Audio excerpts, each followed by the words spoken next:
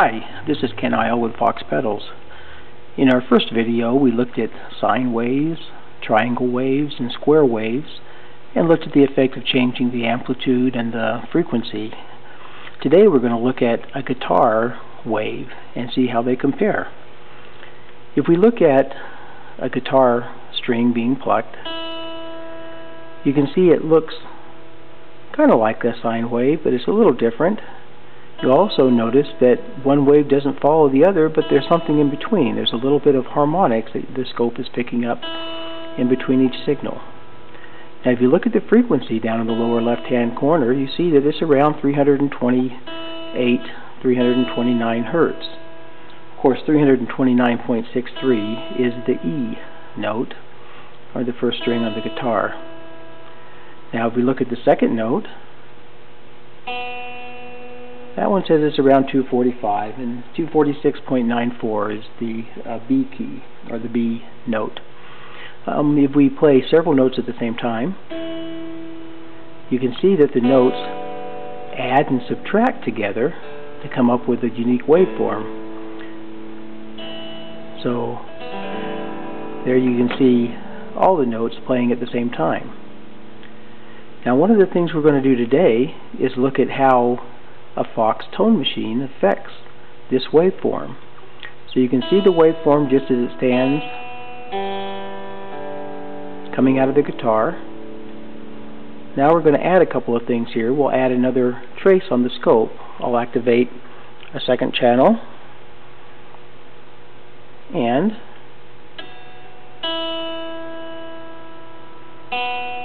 right now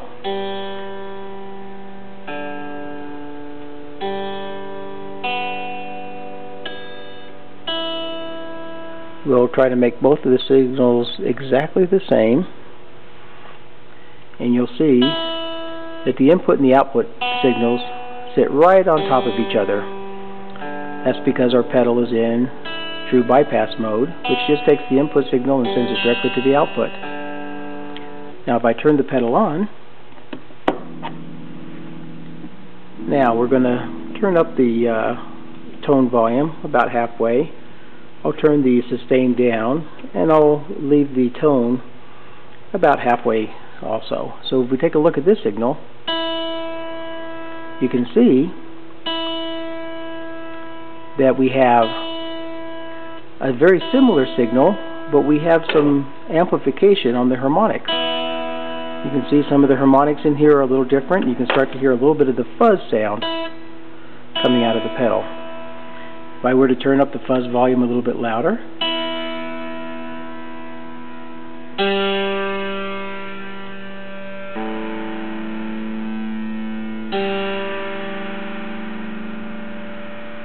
you get an idea of what that does to the sound.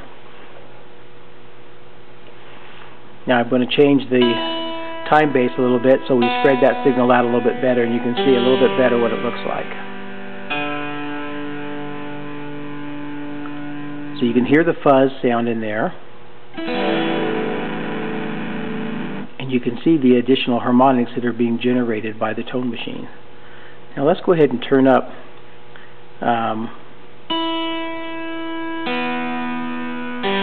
you can see the fuzz here. Now I want to point out a couple of things. As you see the tops being kind of clipped here at the very top, that adds a little bit of distortion, a little bit of fuzziness sound, in addition to the additional harmonics. Now I'm going to put the tone about halfway, or the volume about halfway, and I'm going to turn up the sustain. Now if I were to hit a note,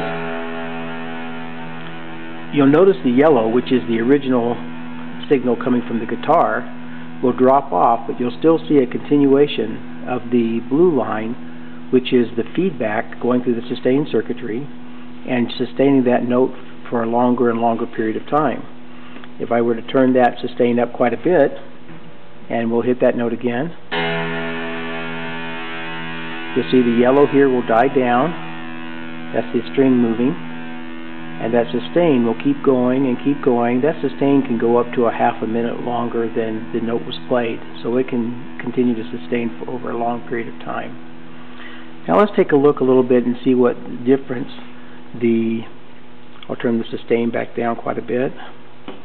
And we'll take a look and see what some of these notes look like as we change the tone. We go to a little bit lower frequency here. You can see this is kind of a mellow tone here. You can see that the tops of the blue wave are more rounded. As we go over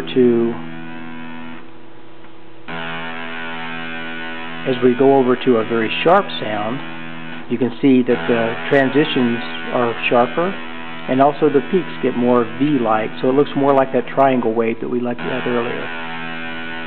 This is the end of the second video. Hope you enjoyed it. Look for more in the future.